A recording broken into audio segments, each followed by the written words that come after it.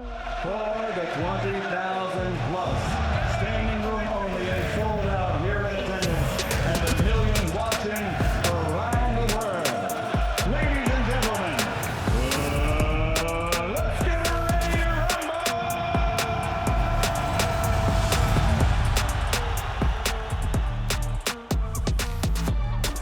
It's such a dangerous sport, but it's a sport at its best. It's the greatest sport in the world. The belief will always live in a fighter, and the older you get, the more you think you know about boxing, so you feel like you know more, you're better. Everybody wants to be able to turn the clock back, everybody wants to be able to do things that they used to be able to do. I'd rather take the opportunity, and the worst that could happen is it didn't work out. You've got to take your opportunities when they come, because you never know where they'll take you. Ultimately, we are prize fighters, we are all fighting for prize of money. The noble art of boxing captures the imagination of sports fans around the world. But why do so many fighters find it hard to walk away from the sport? Once you get bitten by it, you're bitten. Everyone wants their own little Rocky story. Sky Sports spoke to the great and the good of the game, champions, journeymen, trainers and promoters to find out what really happens when the final bell rings. Nothing replaces boxing when you walk away from it. Nothing.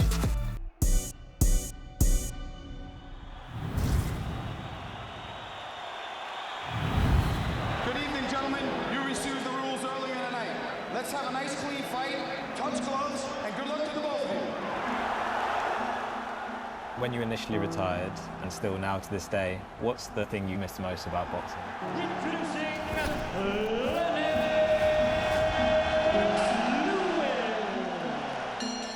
The roar of the crowd, yeah, I miss that about boxing. Anytime, whether you enter an arena, the roar of the crowd when you've completed your goal in the ring and defeated your opponent, and the happiness of everybody when you've won. It's the ring walk, really, that I miss. If you're fortunate enough, like I was, to experience the true heights of the sport, the ring walk in the stadium or in the arena, and just getting that energy that comes from the crowd. It's an incredible feeling. It's an incredible feeling. You have to know that there'll be nothing else out there like it.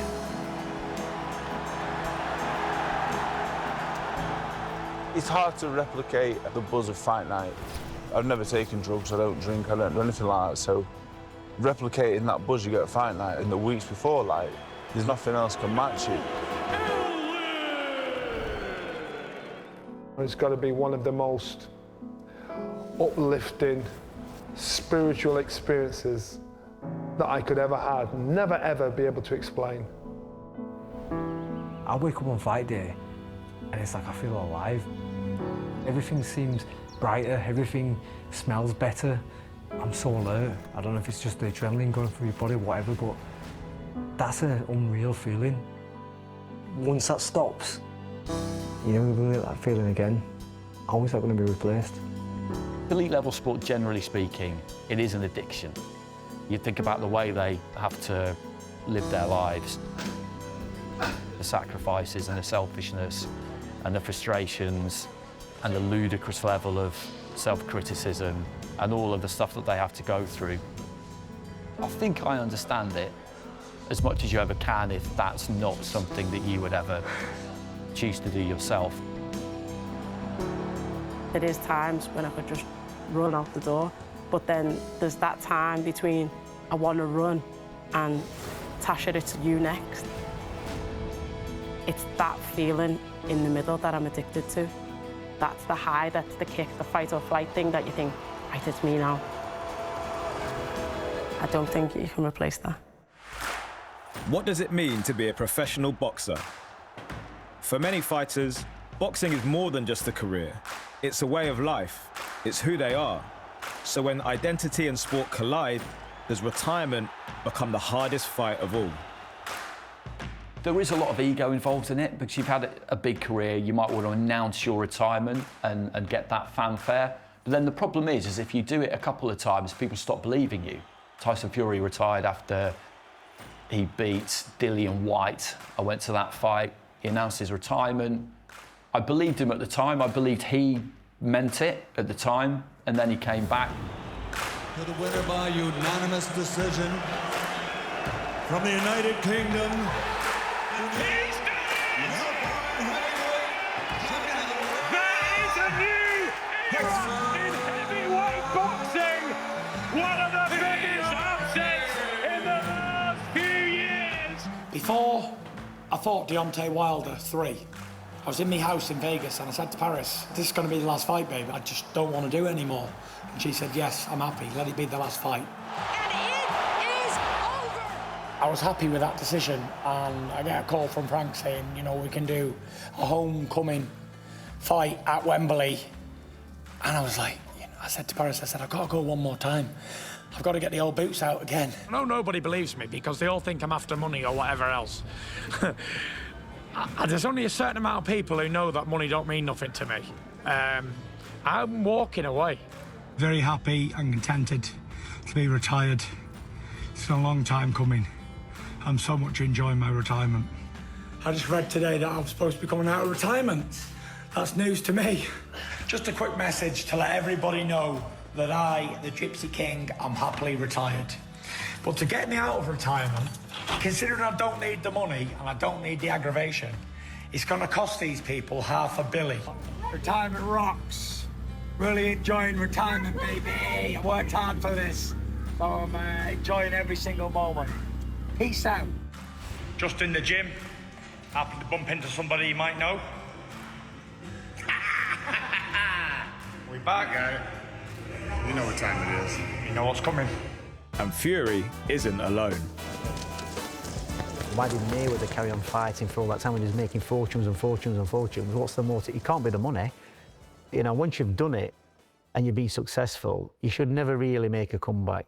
You should put it to bed and find something else to do in your life. And a lot of the times it's because that's all they've known, that routine for 20 years. And that's what's been, that's what they're known for. That's the character, that's the personality. You know, that's what they're recognised as. You've got to find stuff outside of boxing. You've got to have other interests. In November 2020, Dave Allen announced his retirement from boxing at the age of 28.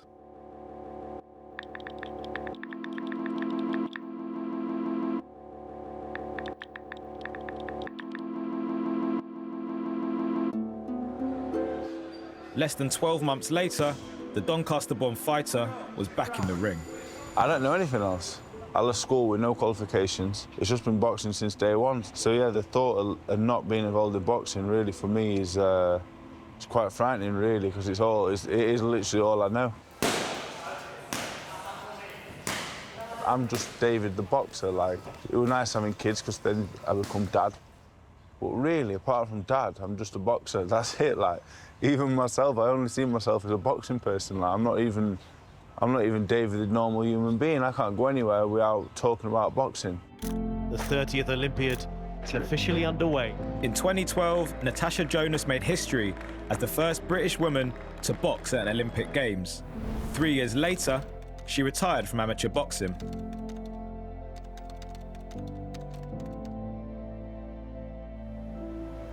But in 2017, she came back to the sport. One of the biggest struggles when you leave boxing is losing your identity. You're always known as, you know, that person, the boxer, and when the boxing bit goes, then you're just left with who you actually are. And if you're not comfortable with who you are, then you're going to struggle and miss a huge part of your identity. From being a young boy to a teenager to a man, it shaped my life. You know, it's dictated everything. From how your youth was shaped out, from going to house parties and missing out on them, like, you know, shaping you as a character, as a person, to how you was when your mum and dad split up at 16 and you didn't decide to go to sign up for army and blah, blah, like you fell into a job being a dental technician. You didn't want to be a dental technician, but you could work well with your boxing. So when your missus had her own career path and her own passion of working as a chef in the industry, but you told her to quit all that to be on the side of your journey and pursue, you know, selfishly your journey instead of her journey. And it's structured, all my life has been structured from that, and I understand that life goes on. There's many, many years to be had after life. Up this moment in time, in this relative moment, that's what's always been down to. And all of a sudden, like I say, it stops. It stops, and you have to replace that. And I speak to boxers, I speak to trainers, I speak to managers who've competed, who've done the gloves. And they tell me that it's the closest thing to, still a million miles away from actually having the gloves on. Good, again, but don't be backed up, all right? Or trying to hold the middle. She will eventually step back. When you finish boxing, you're not part of that no more, and you've lost your identification. You're not a professional fighter. So what do? Don't do nothing, sit at home or a finger. You're not coming to the gym environment no more. That's a workspace. You come out of work, you have an environment, you have a laugh, you have a crack, you have a chat. And it's that sense of belonging, like I said at the beginning, you join an amateur club, your sense of belonging and belonging to something. Boxing can be cruel. You finish, there's nothing for you, and there's no one to guide you or help you. You're out there on your own, and you see a lot of bitter boxers sometimes saying, oh, no one phones me no more, no one gets in touch with me no more. Good afternoon, everyone. Welcome to Wembley Stadium. It's on, it's here. This is going to be fun, boys. The rematch, Carl Froch versus George Groves. We're storytellers, promoters. We have to tell the public and the fan the story of why they should invest, not just themselves financially to buy a ticket, but emotionally in a fight. We've seen loads of exhibition fights from former world champions. Why do you think it's so hard for them to walk away from the sport? I hate those exhibition fights, especially when you see a legend turning up and, you know, he's slow and he's old and, you know, but I guess it's the challenge. Obviously the money as well, that's always going to be a factor, but some people love the thrill and the buzz and, you know, of training camp. And I think that's one thing the fighters miss more than anything. The buzz of fight night, but also that training camp, being in the gym with people, the regimental lifestyle of, you know, working every day. And it's always difficult for a fighter to walk away from the sport. And that's why it's important that they build some interest beyond their career, because it's a career that ends very early. So here we go, 10 rounds or fewer for the WBC. I think fighters just stay with it because they don't really know what else it is that they're going to do. They're so used to it. It's such a massive part of their lives that the idea of stepping away from it and doing what? Their identity from a really young age will be wrapped up in being a boxer, being a fighter, because particularly it's not that typical a thing to do. You might grow up in an area where going to the gym is what everybody does, but in the wider context, the wider social context, being a fighter, a boxer, is quite unusual, and you get a lot of kudos for it, and people are kind of fascinated by it, and it really does become your identity. And it's a sport where there's a lot of ego and a lot of machismo. I'm through talking. All of you reporters made it hard on us. Talk about who's going to stop me. Not a heavyweight in the world fast enough to stop me. Who's the greatest? I give you one more chance. Who's the greatest? You are. All right. Ego never leaves the fighter, and that is the problem. The fire, that desire, you know, that will disappear slowly but surely. And when it's gone, no matter what. But ego, you get fighters at 50, 60, 70 years old, and that ego will still be nagging them, just pulling their shoulder, pulling their ear, pulling their collar, saying, come on, let's do it again. There was a young man called Marco Huck in Germany. He never boxed out of Germany, and he captured the world title. And they invited me out because he was matching my record of defences, 13. In my head, in the back of my head, I'm thinking I'd do this kid every day of the week.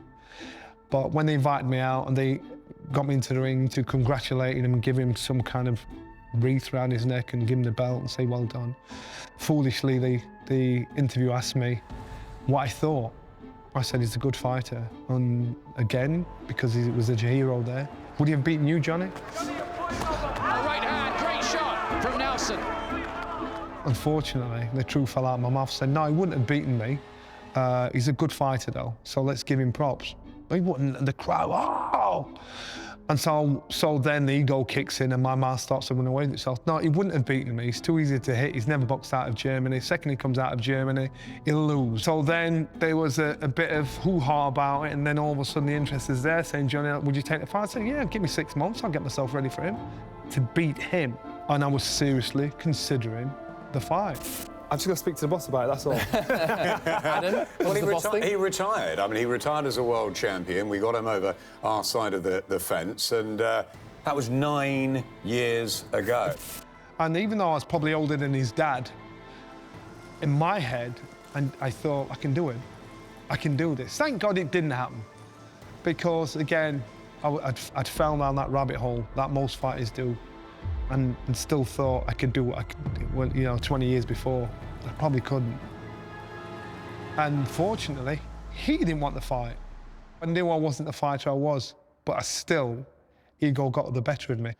The idea of taking matters into your own hands and literally fighting for your living, for your livelihood, it's a metaphor, isn't it? And I think everybody can relate to it. It's an honest profession, if that's what you're prepared to do.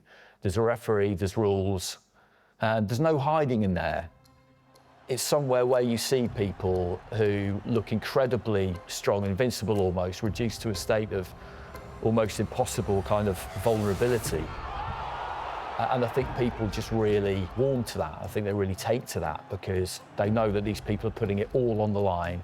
They're risking defeat in a very public way. They're risking a very comprehensive defeat. If you see someone get knocked out, it's a wild, wild thing to witness because you've got one corner celebrating and then you've got somebody else just stretched out on the floor. And again, it's a dynamic that everybody understands. People understand fighting, even if they've never actually done it themselves, because it's something that is as old as the world, isn't it?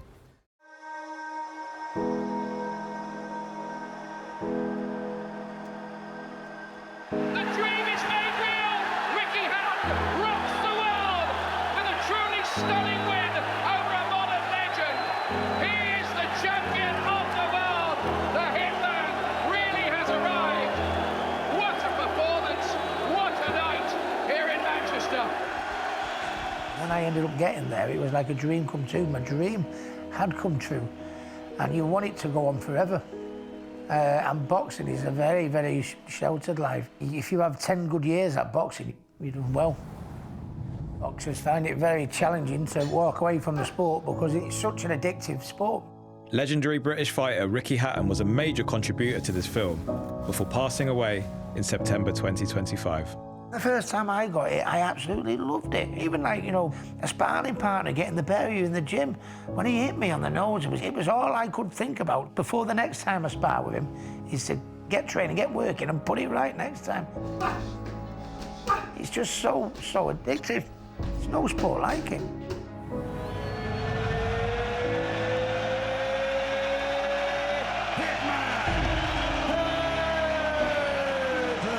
I don't regret me comeback. I didn't get hurt in my comeback. I got beat, I got knocked out with a body shot.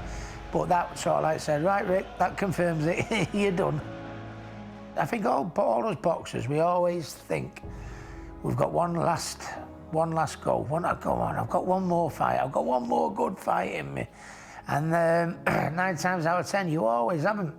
And that was the case with me. You know what I mean? I picked a dangerous opponent, a former world champion. I want to find out if I've still got it. You know, I don't want to fight someone that I'm going to flatten in 2 minutes. That's not going to tell me nothing. I need to fight someone decent, you know what I mean, and find out whether I've still got it. And he stopped me with a body shot in the 9th round, and that confirmed I hadn't still got it. Oh, what was that? Was that low? No, it wasn't. It's been counted as a count, a body shot. Now then, can he get out from this? He's got to get out. He can't say. No, he's knocked out. Ricky Hatton is knocked out, and the comeback ends in sadness and woe. I think a lot of people were worried. Oh, what's going to happen to Ricky here now? It's not worked well for him when he's got beat in the past. He's got beat in the past and his head's fell off. But no, I went straight after the fight into the press conference. I went, I'm happy. I wanted to find out if I've still got it. I haven't got it, I said, but I've had a great career and I can go into retirement happy now.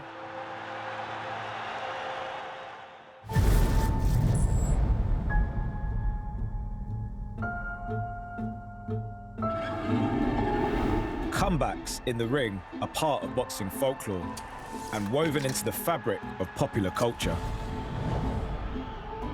Once you get bitten by it, you're bitten it. And I remember someone's mum saying to one of the fighters, there's all the lows that worth that one high. And they said, yeah, and that's how it is. Everyone wants their own little Rocky story. Boxing comebacks, they inspire kind of mixed emotions, really, because sometimes it's not necessarily something that you really want to see, but then again, it's difficult not to get carried away by the romanticism of it, the emotion of it. It creates a lot of interest, but again, it creates a lot of mixed feeling, but you cannot help but want them to succeed. Your head tells you that it can't really happen, that surely it can't really happen, because they can't be as good as they used to be, because time has passed and it's an explosive sport. People get older, they get slower. It's as simple as that. And you know really that it's probably not going to end well, but at the same time you are just drawn to it, because everybody wants to be able to turn the clock back. Everybody wants to be able to do things that they used to be able to do.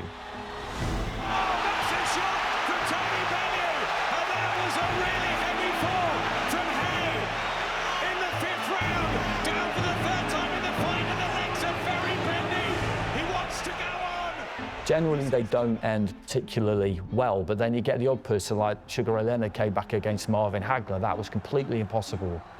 3 years out of the ring against the fighter who I still think is the best middleweight of all time.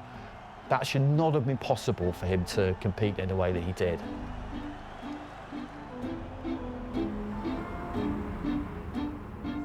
I think once you've made a decision to retire, in anything, that should be it. I think people going back doesn't always work out very well. Very rarely. You give me a good example of somebody who came back, other than the Sugar Ray Leonards of this world, etc., who came back and was successful. But even he petered off towards the end of his career. So sometimes it's not the best thing to come back. And I think people have to be honest with themselves. When I retired through injury, and that was it. That was a good reason to retire, because I couldn't come back. But some people retire when they're healthy. But I do think that sometimes they need people around them to advise them. I hope that hopefully they listen to those people. Even now, I'm 46 years old, and even now, every now and again, I'll think, I'd love to have one more fight. And it'd be stupid, you know, it'd be insane. But for whatever reason we're fighters, for whatever reason we decide to go down that path, that's still that instinct inside you. You still want to do it, and you know, I would never do it, but it doesn't mean that you don't have those thoughts and feelings.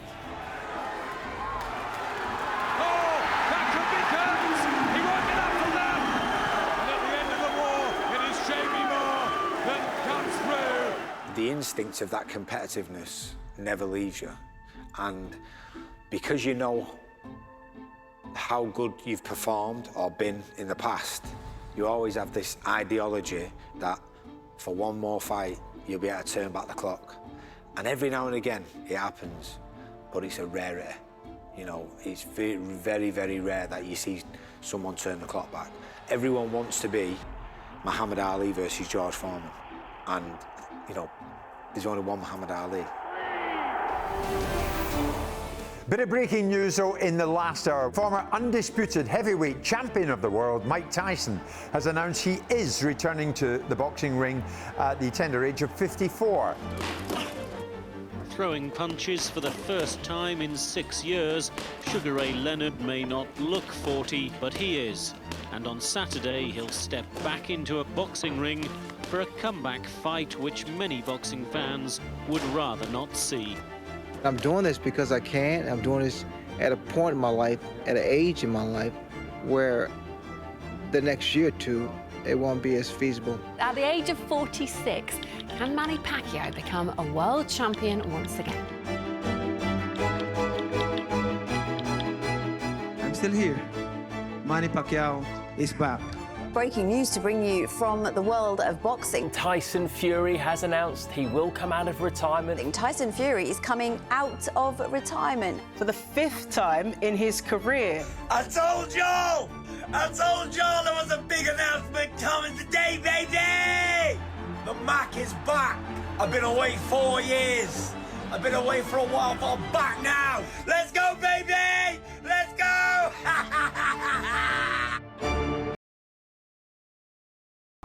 28-year-old is in hospital with a fractured skull. Father chased the two burglars from his neighbour's house. Father had been due to fight for a world title next month. That's now off. A decision which is said to have left him heartbroken. In November 2015, less than a year after a near-fatal attack, Anthony Crolla returned to the ring to become a world champion, fulfilling a lifelong ambition. It is over! Anthony $1 Million Crolla has the dream night! Well, you're obviously a massive success story for the sport of boxing. What kind of allowed you to make the most of your career, but also get out at a good time as well? It was pride. Coach, Joe was big on that as well, you know, and I think when a coach cares for a fighter, they don't want to see them taking unnecessary punishment. And it was almost, I always had the thing of, well, I've been world champion, I wanted to be world champion again. And when I realised it was extremely unlikely, it wasn't quitting, being a bit of a realist and thinking it's extremely unlikely that I'm going to do it again. It's accepting it, isn't it? I could have hung in there a bit longer and got a few nice paydays, but what good's that when I'm trying to train the kids? You want to try and be a bit of an example. You know, in this amateur club, I'm in once a week with the kids. I'll train them once a week or try and help out when I can. I want to be a bit of an example if I'm there and speech, my balance is all over. It's not a great example for them, is it? You can't let boxing take more from you than you take from boxing.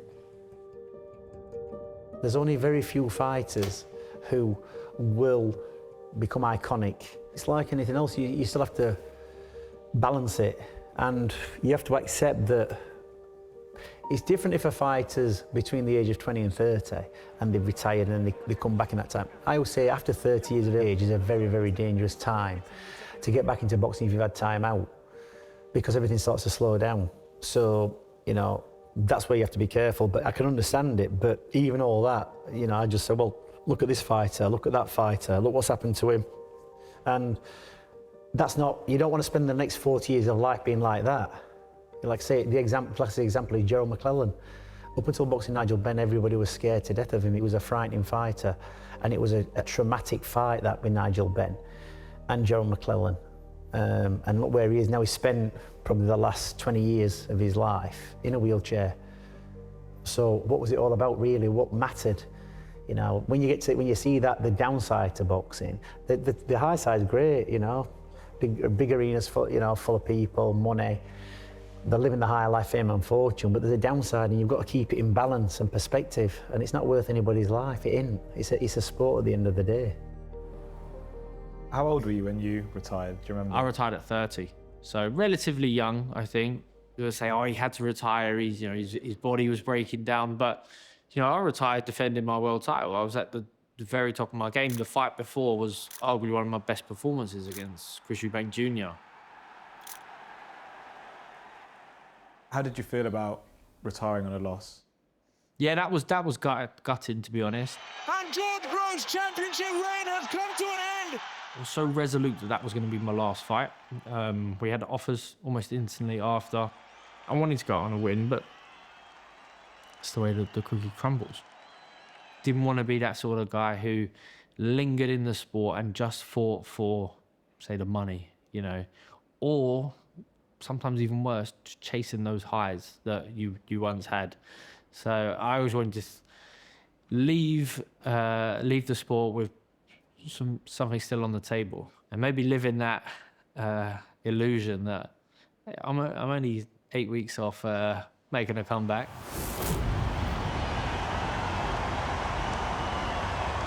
Following a disappointing loss to Anthony Kakachi, many believe that two-time world champion Josh Warrington had boxed for the final time. 7 months later, the Leeds Warrior announced he was stepping back into the ring. The more time that's gone on, the more I've actually thought about why I'm coming back and reasons behind it. It's an interesting one because I never really said that I was officially retired. But in most people's eyes, a lot of people had seen the picture of me playing the club stand in Wembley, and for about 2 or 3 weeks after, maybe social media inboxes and my WhatsApp and my phone messages were bombarded with what a career, Josh, what some great nights you've given us, thank you very much.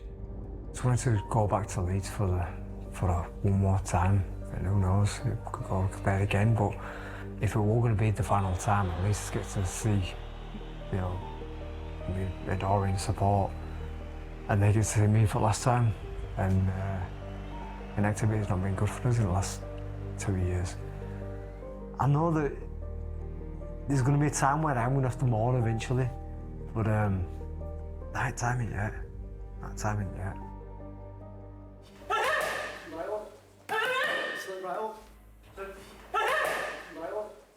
Talk to me about where you're at the moment with your career. How are you feeling at the moment about where you're at and what's next?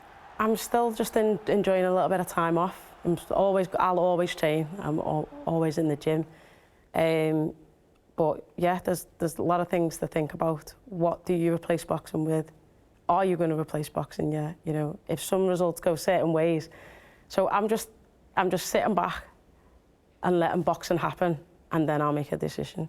I think for most competitive athletes to retire on a loss would eat away at them. But like I say, you've got to balance that with, is the appointing coming back for a half-hearted fight that you're not really motivated to do just to go out on the win? And the answer for me is probably not. He is one of the few fighters in boxing history to have defeated every opponent he has ever faced. In 2004, Lennox Lewis walked away from the ring as the reigning heavyweight champion, choosing to retire on his own terms, still at the top of the sport. You know, when it comes to comebacks, obviously I've toyed around with it myself, and, you know, I said to myself, you know, that's enough. That's enough. I don't need to come back. And, you know, even some heavyweights or some boxers out there that thinking about coming back, you know, they're coming back for the money, you know, because there's a lot of money out there. So, you know, even the old-time boxers used to do it, come back for money. So I didn't want to come back. I'm a historian when it comes to certain fighters, especially Muhammad Ali, and I realized that, you know, him coming back wasn't good. I didn't like the fact that he, you know, what Larry Holmes did to him, and, you know, I was saying, that's my hero, he shouldn't have did that. You know, he sparred with him for a while, but, you know, it's that thing, you're in the ring, you know, you're open territory. But I looked at his life and said, no, you know, if I reach that position, I would never come back. You have to have a get-out plan when you're in the sport, and that was my get-out plan. Get rid of all the misfits and then retire. Were you ever tempted to come back? Absolutely, all the time. You know, HBO put me in front of commentating all the time and put me in front of boxing, so I guess they were trying to lure me back in. But just no. couldn't quite get you there? Couldn't do it.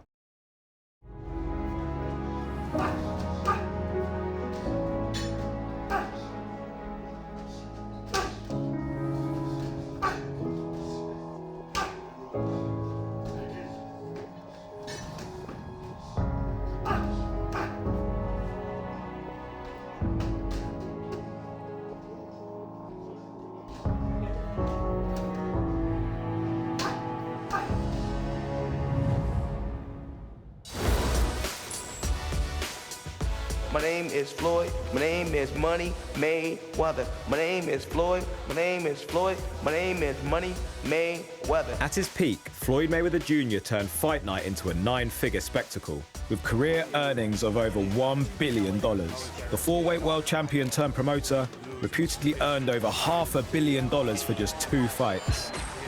Floyd Mayweather seals his place in boxing history forever. But his riches in the ring are far from the norm. The biggest problem I see is possibly people who should have another job haven't got another job, because you need something else to do. Now, a lot of the time you're training in the day, so it's difficult to maintain a job. But the vast majority of people have jobs, and boxing is a sideline. This is a poor sport, the vast majority of boxers don't make enough money, so they need proper income. With boxers, you make the money when you become champion. That's how it works. And so you win that world title, and sometimes you see someone, they get there, they get to the top of the hill, they won the world title, and they haven't really got anything left. They need to just try and make as many defences as they can to get paid those 2 or 3 times.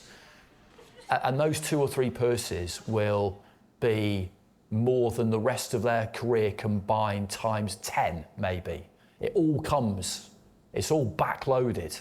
You need to be the champ to make the proper money. For a very long time, it wasn't about the money, for a very long time. And then there is a switch when all of a sudden then it becomes, because then, you know, the higher up you get and the bigger your profile and the titles and whatever, then you realise that you can ask for more, and you start to know your worth and value your worth, which kind of promoters don't want you to ever do. So when you come to realise that, then the money does play a part in it.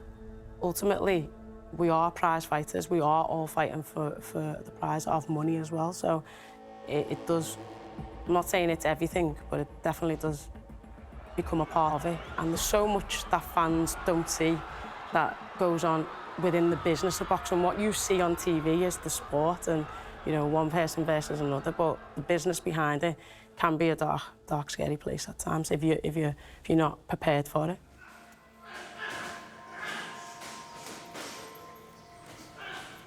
I started boxing because I got made redundant. Then when I was 16, I had a forklift job. I never thought about boxing. I quit the amateur stuff, it was all gone. I got made redundant, I had a son, I had a flat, I had a missus, so I needed to make some dough. That's how it started. I just wanted to make money to live. I think it was around the dental vital. I think we got the dental vital pool. I couldn't be half-hearted with dental vital. Your man was a machine, so quit my job. I've never been back since. I've had good sponsors, so I've been lucky enough to have good sponsors. I've never had to get a job really. 30 years I've been now promoting and managing fighters. It's very, very difficult and it's very stressful. There's often thoughts in your mind why you're doing it, but it becomes an illness, I think, you know, because you kind of go from one show, which ends up being really difficult to do, thinking the next one's going to be all right, and you don't. You stagger from crisis to crisis. It's a very, very tough job. 90% of the fighters that I look after are not earning enough money to be paying like tax. So you know, it's just the top few that I do it with. I've had a couple of world champions in Terry Flanagan and Josh Waddington, numerous European champions, but the only two who could probably retire and not worry about working when they come to the end of it would be Josh and Terry. As a manager, I feel it's my responsibility to guide him into what fights he should be taking as well. So obviously that I also feel I have a responsibility to tell the boxers when I think they should be retiring or looking forward to retiring, and you know, if they made some money, you know, getting some tax planning for when they do retire. But they don't always listen. Do you think the sport overall does enough to prepare people for when they have to retire? I don't think so, because you just look at the track record of ex-champions and what they're doing now. Doing boxers that was far better than me and achieved more than me that are now struggling financially and otherwise. So you'd have to say no, but also I realised when I retired, because I'd been messed about that much, I realised when I came back the second time, no one's going to hold my hand, no one's going to help me. It's a dog-eat-dog business. I'm not saying there's not some nice people in it, but there's some ruthless people in it. Even the nice ones are ruthless. So I realised when I came back, look, be sensible with my money. Don't believe a word anyone says, and just go enjoy it. So there should be more should be done. But as boxers, we have to be clever and realise, look, boxing like anything else in life, you know, it's a ruthless whole world out there. I always said once my time was done, it was done. People go, oh, do you miss it? And I go, no, I don't, because I know people close to me who do miss it, and I've saw people, it's well documented, the struggles that a lot of fighters have after boxing. But I think why I don't, because I'm in here all the time and I'm chasing those highs with young, talented fighters myself. But there's still little bits you miss. Fight night, you know, walking out in front of thousands, cheering your name, you know, that feeling is something, you know, you can never describe, and I had to accept I was never going to get that high again. But what I will do, and what I've had really, is get great highs through fighters going out there, winning titles, performing to the best of their ability, carrying out what we've worked on in camp. So you're still around it, and I'm lucky enough to still do bits of media and stuff, so you're right close up to fight night and stuff. So I'm lucky really, where I'm still around the sport so much, so it's not like I miss those, but it's still also very challenging.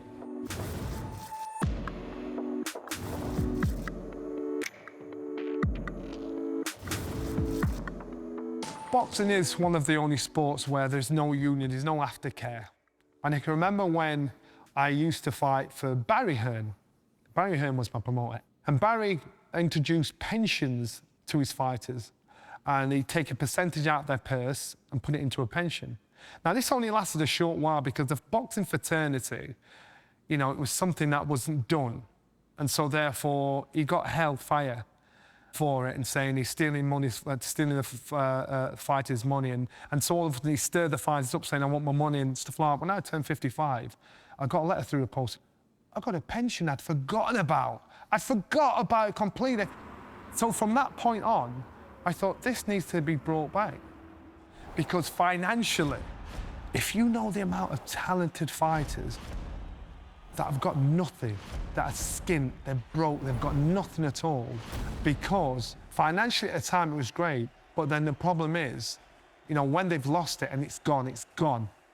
People have tried to form a professional boxers association like the footballers, like the PFA, which has been extraordinarily successful in football. And it's never really got off the ground. Barry McGregor tried hard a while ago and it didn't happen. And every now and again, you'll hear people go down that route. And the funny thing is, because there's a real brotherhood amongst boxers, but at the same time, it is every man, every woman for themselves. And their attitude is, we all know what we're getting ourselves into. It's our individual jobs to look after ourselves. And they don't really want to give any of the money that they've earned in the hardest way possible to anybody else. They're all, I mean, they do to trainers, managers, but they are all pretty uniform on this, that we know what this is when we go into it, and we are responsible for ourselves. And that's why the PBA, as it would be called, I guess, has never really got off the ground. This time round, we've got real trade union people involved in it, and they're doing it properly from a trade union side to make sure that the longevity is there, where it can continue and push forward and be done properly without any disrespect to any other people who've tried in the past. I don't think it had the right people involved to make sure it had the backing to go forward. I think this time round it will do. If you're a fighter and you sign up, yeah, you have to put in. Memberships won't be costing people an arm and a leg. It'll just be a case of, everyone committing to it and paying a membership fee. I guess traditionally, because there hasn't been an organisation like this that's kind of got off the ground, how have you found the response from fighters? Has it been a tough sell so far, or has it been largely positive? No, I think a lot of fighters seem really happy with the fact that it's happening, and the fact that they're going to have someone on their side, and the fact that there's going to be advice in there, available to them. Because, again, it is a sort of an unknown thing. You basically get paid, and then it's like, what now? You're hoping to get a next fight, you're hoping that your phone rings again for another fight, and when you win, more often than not it does, but when you've lost, it's a bit like, I don't know, what now, what do we do next? And this way around, I say, if your money's looked after and you'd invest the money and you make sure that there's some put away for when you're done, it just puts you in a better place, and that security of knowing that, the end's not actually the end. I wouldn't like to put a figure on it, but you're talking one in 100s that can retire and be comfortable. 1 in 1,000 maybe, because there's that many people that take up the sport and want to be successful at it. And as I say, it's a really tough sport, but the money's not massive at the bottom level. Have you thought about where your career will finish? Have you thought about how you'll deal with that when that day comes? Boxing has been such a big part of my life for so long, that you'll never be able to just walk away from it. You'll always be involved at some level, whether that's training, whether that's coaching, whether that's management, whatever. You know, I sit on parliamentary groups now trying to improve boxing life for females, for males and young people. So I'll always be involved at some level. But I think, yeah, the competing in itself is hard to replace. It'll be hard to replace.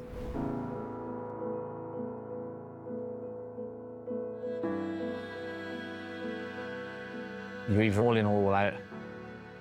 I think I've took that too literal, because I ain't got a plan. Again, I'll be all right. I don't mind getting on a forklift again. Do you know what I'm saying?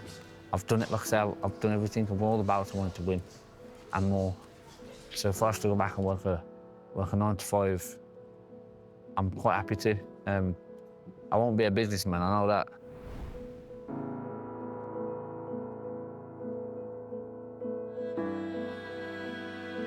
As you get older, you think, this is an hard sport, and you see other fighters, you see them fighters who've been doing it a little bit too long, you worry about tragedies. Then you think about what you've sacrificed yourself and like how much time you're going to give. But I haven't really put too much emotion into it because I don't want to take too much energy away from what I'm doing at the minute, and that's boxing.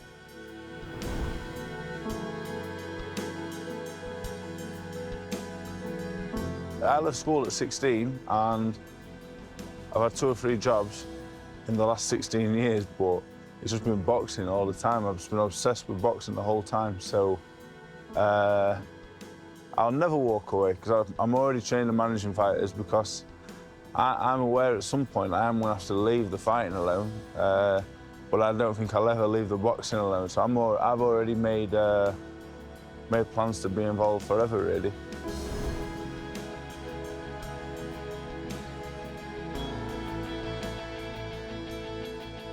Boxing has been very good to me, and it's given me some nights, put me in some places that I could only have dreamed of. It's took me around the world. It's allowed me to meet some of my heroes. It's been very good to me. It's been very, very good to me. There's just no regrets whatsoever when I walked away. No regrets whatsoever.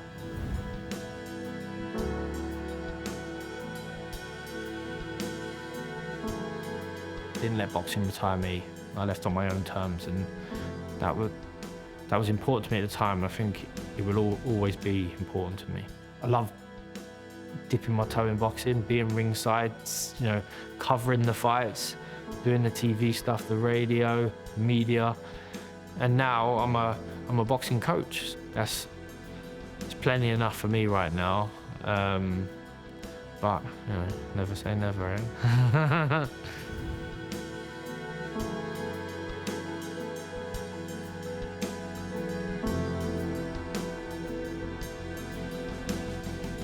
Each boxer has a different reason why they struggle to give up boxing, and I didn't struggle.